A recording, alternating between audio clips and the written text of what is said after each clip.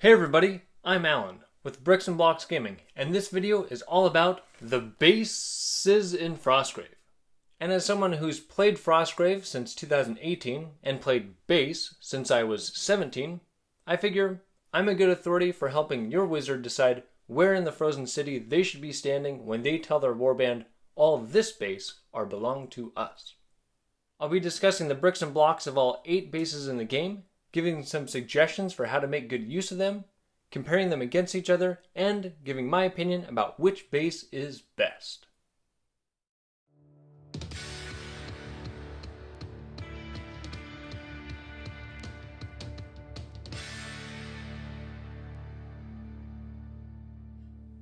After the first battle of a campaign, each wizard can choose the location of where they'll set up their base. I'll be splitting the 8 bases up into 3 categories: spell specific, static bonuses, and chance. First though, I'll point out the book doesn't say when in the after-game sequence the base is established, but I like to place it after survival rules, because why would you haul a body to your hideout and then finally realize they're actually dead? But it does make sense to wait until you're in a warm place to cast after-game spells and count and identify treasures. It's also a little debatable as to whether monetary or experience points rewards for bases are given the same game they're established, but I prefer to award them immediately. The spell-specific bases are the most self-explanatory, as they just provide bonuses to specific spells the spellcasters take. These can almost be looked at as free levels, as you can basically get the same bonus by just spending a few levels upgrading the spells. I will say this is more important in the second edition than it was in the first, because you're now limited to improving just 1 spell per battle. So getting 2 to 4 free levels just by establishing a base can really give a wizard a boost early in a campaign. The Tower gives a +2 bonus on all castings of Reveal Secret and Awareness. So this is potentially a 4-level boost. Both these spells come from the Soothsayer school, meaning to get maximum use out of this base, a wizard needs to be from this school or do some early grimoire studying to learn both spells. However, Awareness is a spell I'm not too fond of.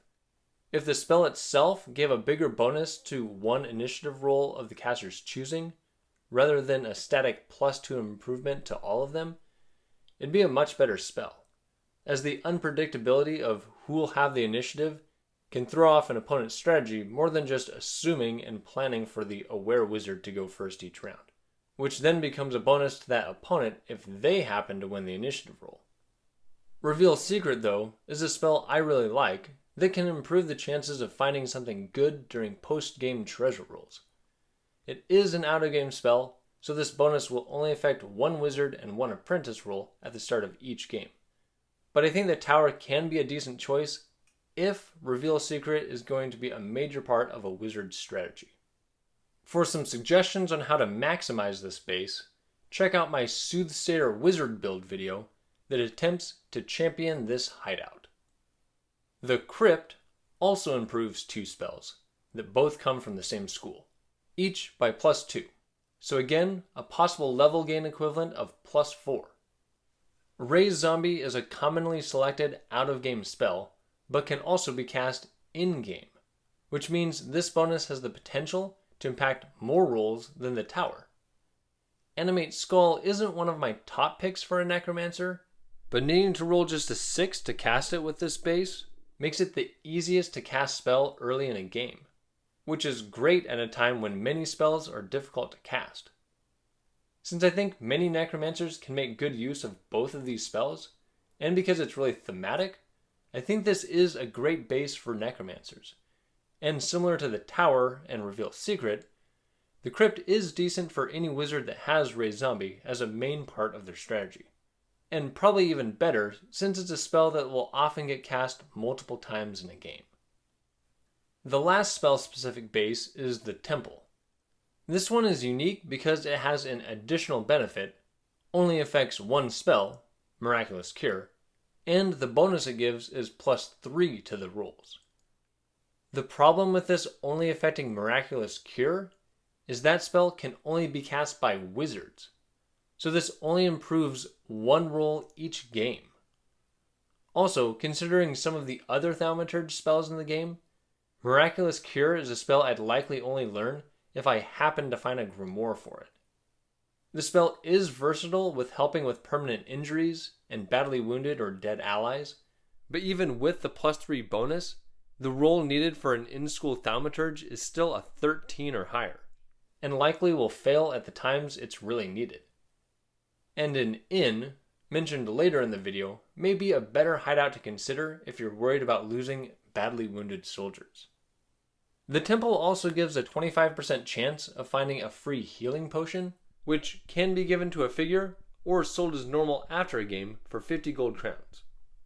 Still, I think this is the most niche base on the list, and my best suggestion for using it would be a Thaumaturge with Miraculous Cure to make use of the main bonus, and Blinding Light and Mind Control. The strategy would be to spam and empower these spells to make them difficult to resist, then have an apothecary nearby carrying the occasional extra potions to help heal the spellcasters. The next 3 bases have some static bonuses that are unrelated to any spells the wizard may know. The laboratory is the simplest of all the bases. The benefit from this hideout in the 2nd edition is the same as it was in the 1st edition, which is to gain 20 extra experience points. In the 1st edition, this was okay, but with the limitations on how experience points can be used in 2nd edition, only being able to improve 1 spell and 1 stat per battle, but being able to learn as many new spells as a wizard wants through grimoires, means the extra experience points aren't really worth it. I usually gain at least 200 experience points per battle, which means I usually have enough to always pass at least 2 levels to improve a spell and a stat. And since I don't usually find grimoires I want, nor can I afford to buy them until much later in the game, extra experience points don't serve much purpose. Though I could see justification for using the laboratory as a temporary base early in a campaign to help ensure some early levels before experience points come rolling in, especially for spellcasters with high casting number spells that might not be gaining a lot of experience points from successfully cast spells. The base can then be left for something better once more experience points are built up. The brewery has 2 functions. First, all soldiers in the wizard's warband gain +1 will, and this is just soldiers, not spellcasters. This can be somewhat helpful or extremely useless depending on the spell list of an opponent, like whether they know mind control or other resistible spells. And the bonus is more generally useful in multiplayer campaigns that include a variety of wizard builds. The second function of the brewery is 20 bonus gold crowns each battle. It doesn't sound like much, but consistent income starts to add up compared with other money gaining bases that leave gains up to chance.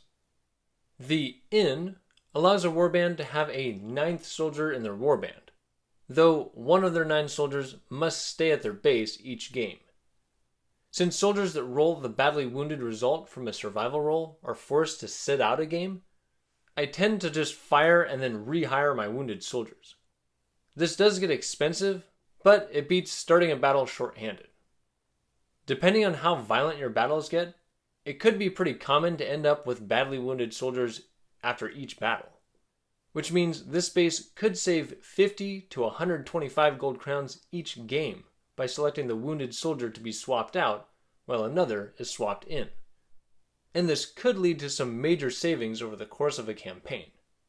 However, if most games don't see a lot of fallen soldiers, this one might not be the best choice. And I'll point out that if a player uses the firing and rehiring strategy, magic equipment can be removed and given to the rehired soldier. So this equipment isn't lost in the process. However, if a player is using a specialist captain soldier found in the sellsword supplement, if they're fired, they take all their gear and experience points with them when they leave. So this base gains some extra value if using these unique soldiers. The benefits of the last 2 bases involve a lot of chance and luck. The Treasury gives a 95% chance of finding something. 75% of the time, the warband will find just 2 to 16 gold crowns. Another 10% of the time, they'll find 100 gold crowns, plus 17 or 18 gold crowns. And another 10% of the time, they'll find a treasure. And I'll point out that even though its contents are determined the same as for a secured treasure token, it's not technically a secured treasure. So it shouldn't reward any experience points or count toward total secured treasures for scenarios in which that matters. And as the name suggests, the base is just about monetary gain. The last base is the library. This gives a 20% chance of finding a scroll and a 10% chance of finding a grimoire. While finding stuff is always good, finding a randomized scroll isn't much of a boon, as about half or more of the time it'll be something the player doesn't find necessary to their strategy, and selling them only brings 30 gold crowns. Similarly, a found grimoire often isn't something the wizard wants to spend their experience points learning, and can't be sold at all if they don't already know the spell. However, if they can, they gain 200 gold crowns, which is great. So when deciding which base to choose, obviously the spell-specific Tower, Crypt, and Temple are only worth it if your wizard knows the spells that benefit from those bases.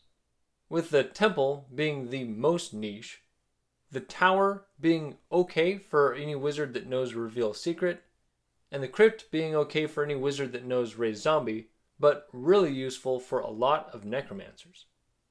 The title of worst base goes to the Laboratory, as the extra experience points just aren't worth it. The last 4 bases all contribute to a warband's wealth, so looking at averages over the course of 20 games, the Library simply doesn't give enough value if the goal is to try to make money. A warband would on average find 4 scrolls during this time, which could be sold for 120 gold crowns, and 2 grimoires. If both were able to be sold, that would be 400 more gold crowns, but 90% of found grimoires will be for spells a starting wizard doesn't know, meaning there's a good chance this base wouldn't reveal any grimoires the wizard could sell.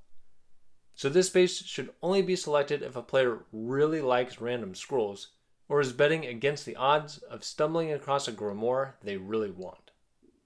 The Brewery would bring in a straight 400 gold crowns, which is much more attractive, and also adds to will stats of soldiers. The Treasury over 20 games would average 136 gold crowns from rolls of 2 to 16, 235 gold crowns for rolling a 17 and an 18, and 2 treasure tokens, which are difficult to quantify as each of these could be worth anywhere from 10 gold crowns to hundreds or thousands if some of the rare potions are found. Which means this will on average bring in decent money, but there's a risk it won't bring in much at all. The inn is difficult to quantify when it comes to its value, but can save 0 to 125 gold crowns per game. So if every other game it prevents firing and rehiring one paid soldier of 50 gold crowns or higher, this could lead to about 500 to 1250 gold crowns saved during the 20 game comparison. And a gold crown saved is a gold crown gained.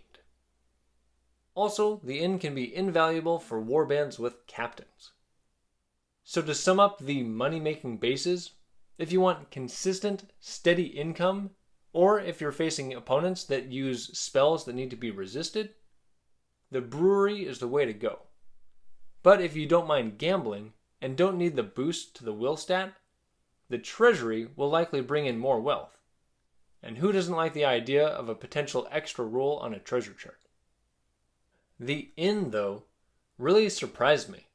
In the first edition, the inn was the best base in my opinion because it allowed the extra soldier to join the warband in each battle, giving that team one more figure than their opponent. The change with second edition of having to leave the ninth soldier in the base made it seem kind of worthless at first glance. But looking at the potential savings of up to 125 gold crowns per game for warbands that tend to see a lot of combat, and the importance of always bringing a full team into each battle, makes the second edition inn the best base for saving money, and thus the best general choice for any wizard looking for a location in Frostgrave to call their home. But seriously though, finding an extra treasure token in the Treasury is so much cooler. Feel free to check out some of my other content, like, subscribe, and comment with your thoughts about bases in Frostgrave. I'm Alan with Bricks and Blocks Gaming. Thanks for watching and play well.